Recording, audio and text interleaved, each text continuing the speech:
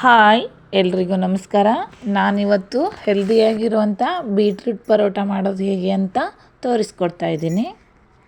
ಈ ಬೀಟ್ರೂಟ್ ಪರೋಟ ಮಾಡಲಿಕ್ಕೆ ನಾನು ಒಂದು ದೊಡ್ಡ ಗಾತ್ರದ ಬೀಟ್ರೂಟ್, ಒಂದು 4 ಕ್ಯಾರೆಟ್, ಒಂದು ಸೌತೆಕಾಯನ್ನು ಚೆನ್ನಾಗಿ ತೊಳೆದು ಹೆರೆದು ಇಟ್ಕೊಂಡಿದ್ದೀನಿ. ನೋಡಿಲಿ, ಬೀಟ್ರೂಟು ಮತ್ತು ಗಜ್ಜರಿ ಸೌತೆಕಾಯನ್ನು ಹೆರೆದು ಇಟ್ಕೊಂಡಿದ್ದೀನಿ. ನಂತರ ನಾನು ಚಿಕ್ಕದಾಗಿ ಈರುಳ್ಳಿಯನ್ನು ಹೆಚ್ಚಿಟ್ಕೊಂಡಿದ್ದೀನಿ. ನಂತರ ಅದಕ್ಕೆ ನಾನು ಹಸಿಮೆಣಸಿನ್ಕಾಯಿ, ಹಸಿ ಶುಂಠಿ, ಬೆಳ್ಳುಳ್ಳಿನ ಪೇಸ್ಟ್ ಮಾಡಿ ಇಟ್ಕೊಂಡಿದ್ದೀನಿ. ತರಿ ರುಬ್ಕೊಂಡ್ರೆ ಸಾಕು.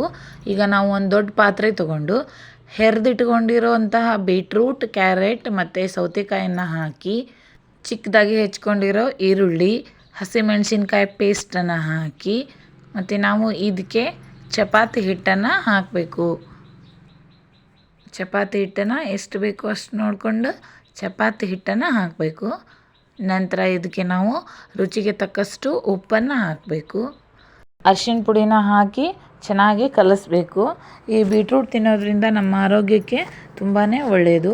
ಈ ಬೀಟ್ರೂಟ್ನಲ್ಲಿ ತುಂಬಾ ಫೈಬರಿನ ಅಂಶ ಇರೋದ್ರಿಂದ ಜೀರ್ಣಕ್ರಿಯೆಗಿದು ತುಂಬಾ ಸಹಾಯಕಾರಿ ಆಕೈತಿ. ಇದು ಫೋಲೇಟ್, ವಿಟಮಿನ್ B9 ಎಂಬ ಅಂಶನ ಒಳಗೊಂಡೈತಿ. ಈ ಬೀಟ್ರೂಟು ಜೀವಕೋಶಗಳು ತಮ್ಮ ಕಾರ್ಯನಿರ್ವಹಿಸಕ್ಕೆ ಇದು ತುಂಬಾ ಸಹಾಯಕ ಆಗೈತಿ. ಇವು ಅಂಗಾಂಶಗಳ ಬೆಳವಣಿಗೆಗೂ ಸಹ ಇದು ಬೀಟ್ರೂಟು ಸಹಾಯ ಆಗಿದೆ. ಇದರ ಮ್ಯಾಂಗನೀಸ್ ಎಂಬ ಅಂಶ ಮೂಳೆಗಳ ಆರೋಗ್ಯಕ್ಕೂ ಸಹ ಸಹಾಯವಾಗುತ್ತದೆ. ನಮ್ಮ ಮೂಳೆಗಳು ಸಹ ಸ್ಟ್ರಾಂಗ್ ಆಕವು ಬೀಟ್ರೂಟ್ ತಿನ್ನೋದ್ರಿಂದ. ಹಿಟ್ಟನ್ನು ಈ ಥರ ಚೆನ್ನಾಗಿ ಮಿಕ್ಸ್ ಮಾಡಬೇಕು. ನಂತರ ಇದಕ್ಕೆ ನಾವು ನೀರು ಬೇಕಾದರೆ ಆ್ಯಡ್ ಮಾಡ್ಕೋಬೇಕು, ಇಲ್ಲಾಂದರೆ ಹಾಗೆ ಕಲಿಸ್ಕೋಬೇಕು. ಯಾಕಂತಂದರೆ ಬೀಟ್ರೂಟ್ ಮತ್ತು ಸೌತೆಕಾಯಲ್ಲಿ ಹೇರಳವಾಗಿ ನೀರಿನ ಅಂಶ ಇರುತ್ತದೆ. ಈ ಥರ ಅದನ್ನ ನಾವು ಚೆನ್ನಾಗಿ ಕಲಿಸ್ಕೋಬೇಕು. ನಂತರ ನಾನಿಲ್ಲಿ ಒಂದು ಹಂಚನ್ನು ಕಾಯಲಿಕ್ಕೆ ಇಟ್ಟಿದ್ದೀನಿ.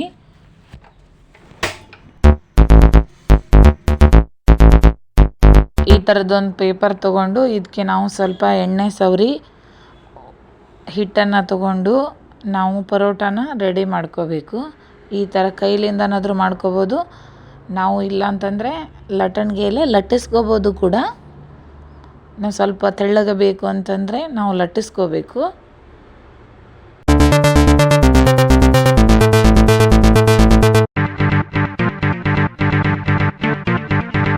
ಈ ಥರ ಉದ್ಕೊಂಡ್ರೆ ಸಾಕು. ನಾವು ಇದನ್ನ ಈಗ ಅಲ್ಲೇ ಹಂಚು ಕಾದಿದೆ, ಅದಕ್ಕೆ ಸ್ವಲ್ಪ ಎಣ್ಣೆನ ಹಾಕಿ ನಾವು ಇದು ಇಟ್ಕೊಂಡಿರೋ ಪರೋಟನ ಹಾಕಿ ಚೆನ್ನಾಗಿ 2 ಸೈಡ್ಗೆ ನಾವು ಬೇಯಿಸ್ಕೋಬೇಕು. ಇದು ಚೆನ್ನಾಗಿ ಬೇಯಬೇಕು. ಈ ಬೀಟ್ರೂಟ್ನಲ್ಲಿ ಪೊಟ್ಯಾಷಿಯಮ್ ಅಂಶ ಇರೋದರಿಂದ ನಮ್ಮದು ರಕ್ತದೊತ್ತಡವನ್ನು ಸಹ ನಿಯಂತ್ರಣದಲ್ಲಿ ಇಡಲಿಕ್ಕೆ ಇದು ಸಹಾಯ ಆಕೈತಿ. ಇದರಲ್ಲಿರೋ ಕಬ್ಬಿಣದ ಅಂಶ ನಮ್ಮ ರಕ್ತದಲ್ಲಿರುವ ಆಮ್ಲಜನಕವನ್ನು ಸಾಗಣೆ ಮಾಡೋಕ್ಕೂ ಸಹ ಸಹಾಯ ಆಕೈತಿ. ನೋಡ್ರಿ, ಈ ಥರದ್ದು ಪರೋಟ 2 ಸೈಡ್ ಬೇಯಬೇಕು. ಚೆನ್ನಾಗಿ ಫ್ರೈ ಆಗಿಂದ ಅದನ್ನ ಒಂದು ಪ್ಲೇಟ್ಗೆ ತಕ್ಕೋಬೇಕು. ಇದು ಚೆನ್ನಾಗಿ ಬೆಂದಿಂದ ಇಲ್ಲಿ ನೋಡಿ ತೋರಿಸ್ತಾ ಇದ್ದೀನಿ. ಈ ಥರ ಬೆಂದರೆ ಸಾಕು. ನಾನು ನೆಕ್ಸ್ಟ್ ಇನ್ನೊಂದನ್ನು ಮಾಡ್ತಾಯಿದ್ದೀನಿ. ನೋಡಿ, ಇದನ್ನು ಇದೇ ಥರನೇ ಸೇಮ್ ಪ್ರೊಸೆಸ್ಸಲ್ಲಿ ಬೇಯಿಸ್ಕೊಂಡ್ರೆ ಮುಗೀತು, ಪರೋಟ ರೆಡಿ.